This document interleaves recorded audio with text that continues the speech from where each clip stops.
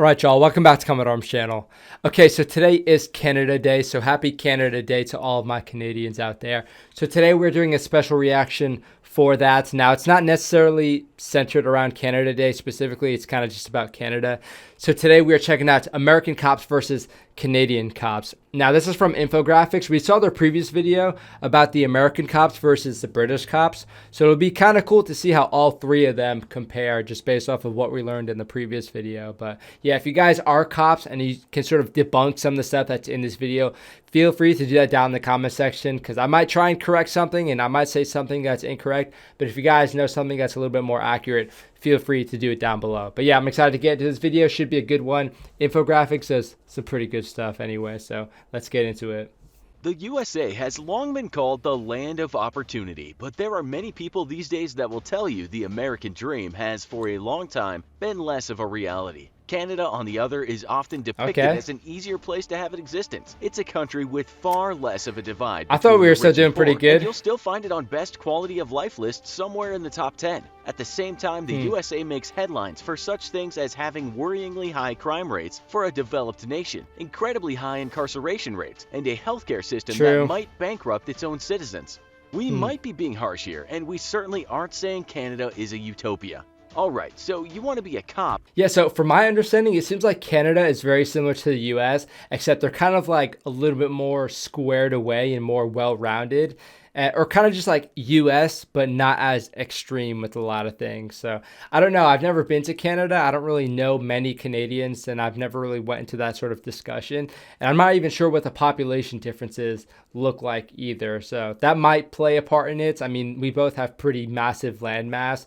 But at the same time, I think the U.S. has a pretty massive population. So the crime is going to be pretty unavoidable, at least in some of the more built-up areas. In the USA, you've done your research, meaning you've seen The Wire, watched all episodes of NYPD Blue, and even stayed up late to watch reruns of Columbo and Cagney and Lacey. You are basically ready to hit the streets, I don't know that one. Right? Well, we should tell you a few things about what you need to do to become a police officer in America. The good news is that you don't have to be a genius to land the job. It's open to most people, so long as you have some brain power and didn't spend your teens doing hits for the Mexican Mafia. You can get a lawn. I mean, that kind of sounds a little bit insulting. They're kind of like saying if you're a potato, you can basically go into the police force as long as you have a little bit of brain power. So I'm not sure if it was meant to sound that insulting, but that's kind of how it seemed, you know. You can get a law enforcement degree, and this should land you better jobs, but you can also apply to be a cop after high school. So to get in, you'll need a high school diploma or a GED, which is considered equal to that diploma. Okay. After that, you'll be interviewed and have background checks. If you have a minor offense, you may still get in. You may not have to be super fit, but you'll likely have to be relatively fit. Once you get into the academy, you'll have to pass some kind of entrance exam, such as the law enforcement examination. Then you'll start your training. You'll also have to pass pretty simple so far, or the police physical fitness abilities test. These tests can change depending on where you're training, but you'll mostly have to show I was gonna ask that. Reasonably fast and able to run 1.5 miles in anywhere from 16 to 20 minutes. But you'll have to show your strength by doing a fairly tricky obstacle course. And on top of that, you'll have to do around 20 push-ups in 1 minute and 30 sit-ups in 1 minute. As we said, this can change depending on the academy. Let's just say you have to be fairly fit to pass, but by no means have to be an exceptional athlete. Okay, so that doesn't seem that bad. Now, something that I wonder, and if you guys are a cop, feel free to throw it down in the comment section, but I don't know if police have like an annual fitness exam, because of course in the military, you have an annual fitness exam because you have to stay within those standards. But after academy, is there sort of like an annual exam? I don't know if it needs to necessarily be exactly the same as you would see in the academy, or if it's just sort of like a refresher fitness exam just to make sure that you're sort of like up to shape. So if you guys could provide some context or some knowledge on that, feel free to throw it down below. Training will last around 30 weeks, and even after you've passed, you'll be put on probation for up to 18 months at the department where you'll be working. That makes sense. Over in Canada, you can also start training at age 18, but you cannot hit the streets until you're 19. You'll also need a high school diploma or the equivalent, and during the interview process, you'll have to show good health, both mental and physical. On its website, the RCMP says turning up to the interview looking like you've done nothing but eat donuts and played Grand Theft Auto throughout high school will put you at a distinct disadvantage. You'll also really say that on the website? I might have to actually see if I can find that on the RCMP website. I mean, the RCMP definitely don't mess about, but putting that on the website I think is a little bit like kind of self-explanatory, you know? Also have to pass background checks, and again, a very small infraction in life may not mean you can't get in. Pass the interview and off you'll go to training school for 26 weeks. Yes, again, there will be written tests that should not challenge. That's a lot longer than I thought. In high school. As for the fitness test, you'll need to do the physical abilities requirement evaluation, and that will consist of doing an obstacle course, push-ups and pull-ups in a weighted carry, all under a time of 5 minutes and 30 seconds or less. And that's at the start of training. At the end. So we did do, I think it was like Business Insider, but we did a reaction to the RCMP's like boot camp, and it was pretty impressive. They did some pretty solid stuff.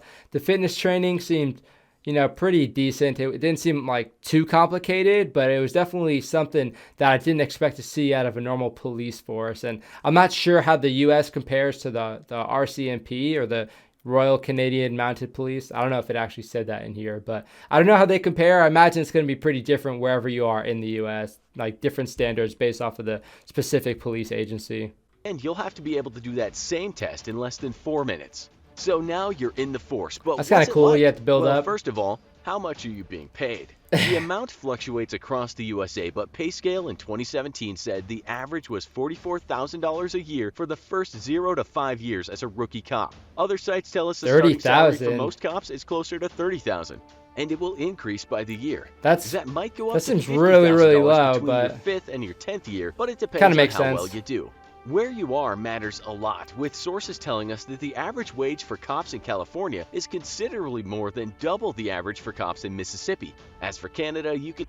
Yeah, so actually, I don't think that's really based off of like how much training they're going through. I think it's kind of probably just based off of the cost of living in the areas. Of course, in New York and like the NYPD and in California, it's probably going to be a little bit higher just because, again, like even the minimum wage in those areas can be, you know, $15, $16 an hour. So it's just kind of matching the cost of living. Check out the job site Indeed and see police officer positions with a yearly wage of around $60,000. After we converted them from Canadian dollars, again, it depends on where you work, but PayScale tells us the average salary when you just join the force is around $37,000. Just like in the U.S., that can easily that would go make up sense to for the Mounties after a few years.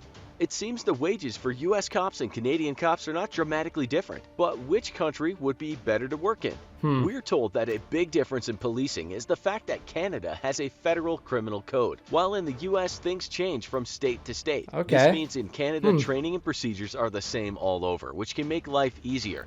That's pretty cool, actually. That in Canada, the money for police force comes from taxes, while in the U.S., part of the money comes from the tickets people have to pay. That website tells us that this has led to a stricter kind of policing in the U.S., as the force needs to make money. We're told in Canada they call it a police service, while in the U.S. it's called a police force. Canadians adopt a kind of community policing, while in the U.S. the cops are perhaps less part of their communities. Then there's the matter of higher crime rate. Yeah, so I guess that really depends on where you are in the U.S. I've definitely seen some communities that really like love and like honor their police force, and you know, there's a nice relationship, and it's not like, you know, toxic, like parasitic police force where they're, you know, giving tickets to everyone because they want to make some more money out of it. But that is something to consider. I forgot that, you know, not every country will have the same sort of policing laws where you'll have like tickets being handed out. Because I've noticed in the U.S. in some areas, like maybe towards the end of the month, you'll start seeing more and more cops out because they'll start giving more and more tickets out. And I'm not necessarily sure how it compares with how much funding they actually get. It might not be the same in all areas, but that's pretty cool how it is like a federal standard, and it's not necessarily based off of how many tickets they're handing out. Rates in the U.S. We'll let an expert explain. Canadians often point to a single major difference between our two cultures as a starting point. Guns are far more easily available in the United States than in Canada. This environment leads to a tense situation for any police officer, no matter how polite he or she may wish to appear. And this means the U.S. police are not only in more danger, but tend to use a bit more force. We've all seen the videos of perhaps rather over-the-top policing. We might also say that officers are in some part of the U.S. under tremendous stresses, given the number of guns on the street. We're told that U.S. officers use lethal force about 6 times more than the average Canadian cop. The Washington Post told us that in 2015, U.S. police shot and killed close to 1,000 people, while in Canada that number on average was about 15 people a year. Again, it is really hard to compare the two. Like, I don't know how many more guns the US has than Canada, but you can imagine it's pretty substantial. And in some areas, especially like Chicago, where I grew up, around like Paterson, New Jersey, there's a lot of guns, there's a lot of crime. So you have police officers that need to sort of be weary and be on the alert. So sometimes necessarily like following the continuum of force would be nice, not necessarily going to lethal force, trying to use like a taser or something. That's nice. But when you're in an area that has a lot of guns, it might make you a little bit weary. You're definitely going to want to have some lethal on standby in case you do need to use it. So I do understand that. It can get pretty stressful for a cop, especially in the US. Unless you're mentally unhinged, killing people is something you certainly don't want to do. And in the U.S., as a police officer, it's much more likely that that's pretty safe to say, I guess. That in 2018, according to the Officer Down Memorial page, 149 deaths of officers occurred in the line of duty. Most were shootings, but cops also perish in car crashes while performing their duties and other ways. Some deaths might just have been accidents, but we're told firearms were involved in most deaths. In comparison, the Canadian Broadcasting Association looked at the Canadian Police Memorial statistics and told us in 2018, since 1975, a total of 284 police officers have died on the job. Of these, 101 were homicide victims, while 88 were killed in vehicle accidents, often while rushing to respond to a call in poor road. Now, as bad as it might sound to say that, it's really cool to see that the number is that low. Of course, it's not good that any police officers lose their lives in a line of duty. It is, pretty awesome that it's that low. Compared to the US, you'd feel much safer going into the police force. So I imagine recruiting is going to be a little bit easier for the Canadian police if they have, statistics like that. Because again, in certain areas in the US, it'd be really, really hard to recruit police when you see all the statistics or all like the hate towards the police in the area. We can certainly say that officers in the U.S. have the more dangerous job by a long way. So you're getting a similar wage but have a more chance of killing someone and a more chance of being killed. You're also more likely to have to use force to adopt a more aggressive style of policing, all of which would likely make your job more stressful in the U.S. Yeah. That stress is killing officers in the U.S., we're told. One study cited by Men's Health said the number of officers that took their own lives in 2016 was way more than those who were shot. There's not enough conversation about mental health within police and fire departments, said the study. It depends on where you are, of course. A recent study by the Department of Justice, for instance, said that the suicide rate in the Chicago Police Department was 60% higher than the U.S. average. One officer who worked for the Fresno Police Department said that over his 35-year career, he counted 14 of his colleagues that took their own lives on the job. Yeah, you will kind of hear that stuff on the military side, where they say 22 veterans a day kill themselves, but you don't really hear it so much from like the police and like fire department or any of the other emergency services. You don't really hear it so much as far as like the suicide rate, and that's kind of unfortunate. I think there definitely needs to be more spotlight on the mental health and the mental health awareness for those guys, for sure. Apparently, getting the number of officers who do that after retiring is not easy to do. USA Today also reported in 2018 that more officers took their own lives, 148, than died in the line of duty. We can likely deduce that being a cop in the USA can be a very stressful job. In Canada in 2018, 9 officers took their own lives. This was high compared to recent years. What was that animation? There are many more cops in the US than there are in Canada. Statistics tell us that there are about 70,000 police officers in Canada and almost 10 times that amount in the USA.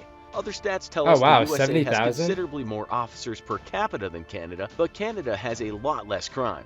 We might also look at websites that list countries for the worst police brutality, and next to developed countries sometimes stands the USA. We're not going to go into all the reasons why this happens, but we might say that any chance of being part of such brutality might be said to have future negative consequences not only for the victims but also the perpetrators. Even if they don't get caught, one day it's likely their actions will cause them some amount of unhappiness. Just reading various sites, it seems Canadians in general have more trust in their police. This no doubt makes their job easier. Yeah, so I imagine it is kind of like a cycle. If you have like these really stressful areas, and I'm not saying this is true for all cops, sometimes you just have some lousy, undisciplined cops, but if you have these really stressful areas and the cops are always going on duty being super stressed out and super like alert and sort of like on edge. Sometimes it might happen where they're sort of snap because they're trying to, you know, be safe. They're trying to be safe about a situation, and they sort of take it a little bit too far. At the same time, when the community is starting to see that sort of stuff,